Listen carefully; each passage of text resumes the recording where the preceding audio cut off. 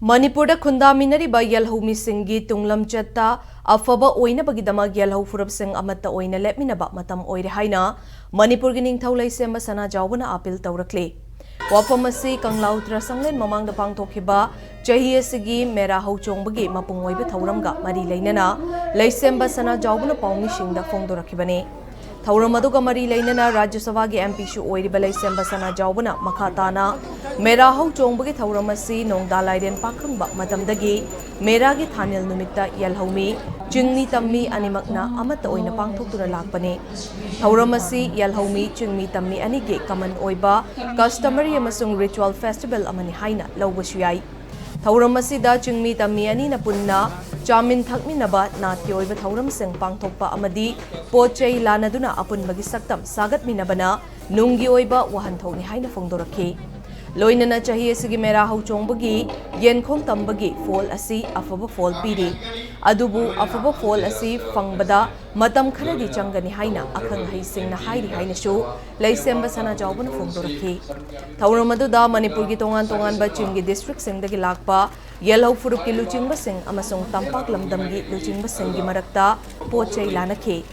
Thauram aduda MLA Minister Kayasu Sarugyaduna mera hauchongba lisingani kunga marigi souvenir ramsu release tawki loinana tungdana ki oiba tongan ba jagoi kayasu utki.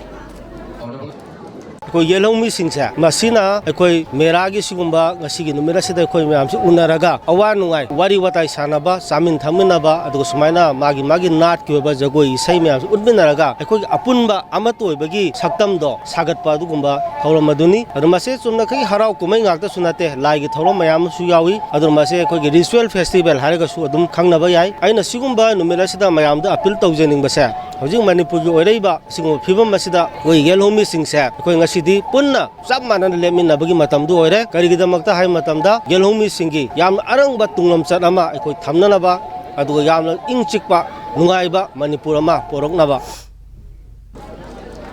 Thauram aduda sarugyakhiba Water Resources Minister Awangbi Namaina chawkhatlakpagi matung enna ahongba kaya laklabasu iba ipu singna thambiramba culture amasung tradition singdi kaidaunungda kawruidabuni haina phongdokhi.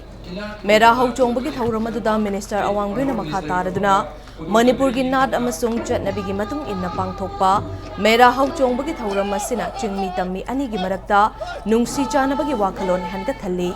Adubu hauzik matamgi naha kayadi ipa ipusingna thambiramba nat amasung chatnabising asi thawa sadana khanbasu yaunare haikhi. Loinana Manipur da peace purakpa haibasi India amasung state laingak ki luchingbasing khaktana purakpa ngamloi. Peace purakna bahotnabada laingak na lawfam thokpa thodang lawbagi mathakta mipum khudingmak ki thodang su chapchana mathau tai haiba wafam minister asina thamladuna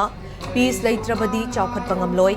Maram asina ikoi masal gi marakta thajanadaba amadi nungsinadabagi wakhalon thadokpa amana amabu tainabagi thabak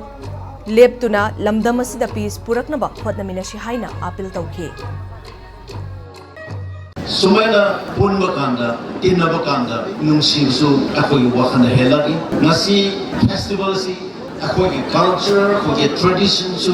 akoi amuk ningsing ka loina na helung leina akoi ningsing ba abisi festival si ki muru ba mani akoi prithvi da kyamurum changes kyamurum